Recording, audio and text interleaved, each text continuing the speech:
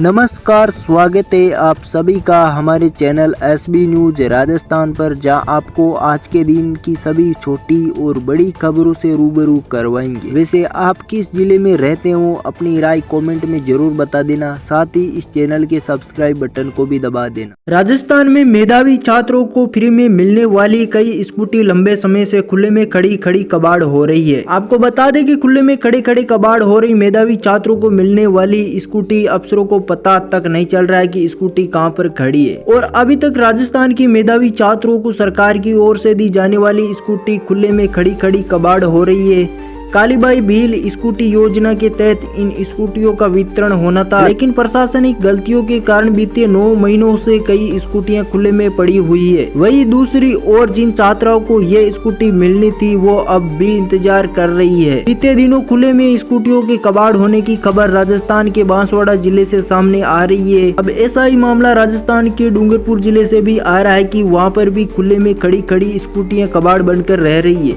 वही डूंगरपुर में राज्य सरकार की कालीबाई स्कूटी योजना को जनजातीय क्षेत्र विकास विभाग और कॉलेज शिक्षा विभाग के अधिकारी पलीता लगा रहे हैं। डूंगरपुर जिले की 1000 होनहार बेटियां स्कूटियों का इंतजार कर रही है, लेकिन स्कूटी कंपनी की बाड़ी में पड़ी कबाड़ बनकर रह रही है और प्रशासनिक लापरवाही की वजह से इन स्कूटियों का वितरण नहीं हो पाया।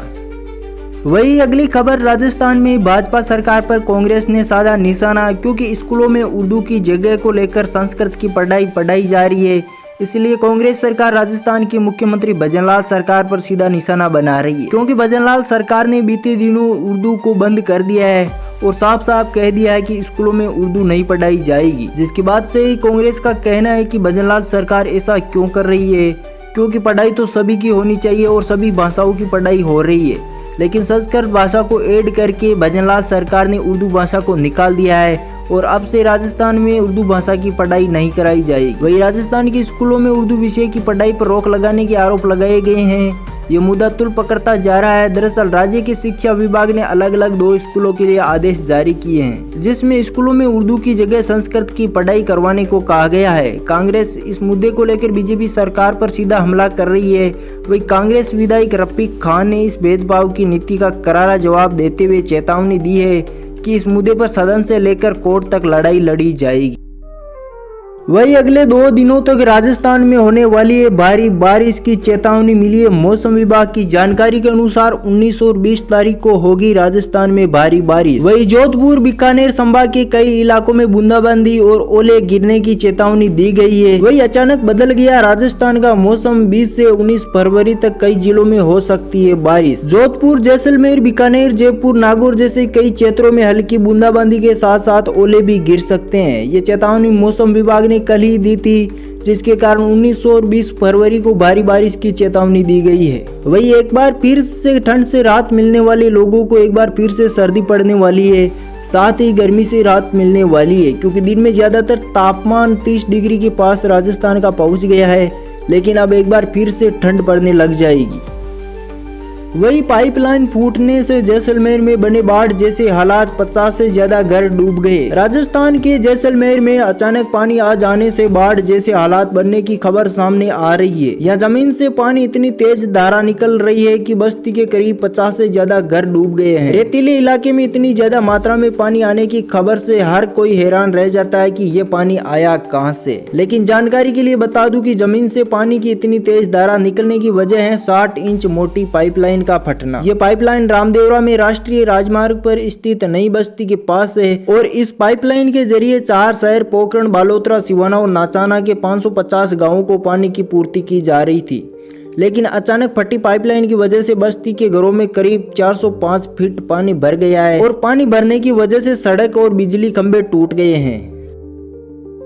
वही अगली खबर, पीएम किसान योजना की 19वीं किस्त 24 फरवरी 2024 को कितनी बजे तक आ जाएगी। तो चलिए आपको बता देता हूं कि अगर आप भी इस पीएम किसान योजना से जुड़े हैं और सम्मान निधि का इंतजार कर रहे हैं तो जान ले कि 24 फरवरी को 19वीं किस्त जारी होगी। इसको लेकर आधिकारिक पोर्टल पर समय भी बता दिया गया है। साथ ही दोपहर 2 बजे से लेकर शाम 3:30 बजे तक ये पूरा कार्यक्रम चलेगा और इसी बीच में 19वीं किस्त नरेंद्र मोदी आपके खाते में डाल देंगे। वही अगली खबर, नई दिल्ली में 15 फरवरी को होने वाली भगदड़ में 18 लोगों की मौत हो गई। इसकी वजह जानकर आप भी हो जाएंगे हैरान। वही रिपोर्ट के मुताबिक आरपीएफ ने अपनी रिपोर्ट में बताया कि प्रयागराज जाने वाली कुंभ स्पेशल ट्रेन के लिए 2 अलग अलग प्लेटफॉर्म से 2 बार अनाउंसमेंट की गई थी। पहली अनाउंसमेंट में कहा गया था कि कुंभ जाने वाली ट्रेन प्लेटफॉर्म नंबर 12 से खुलेगी। वही दूसरी अनाउंसमेंट 3 मिनट बाद की गई। इसमें कहा गया कि ट्रेन प्लेटफॉर्म नंबर 16 से रवाना होगी। इसी को देखते हुए पब्लिक अचानक हैरान में पड़ जाती है और दोनों तरफ भगदड़ मच जाती है, जिसके कारण कई लोगों की मौत भी हो जाती है।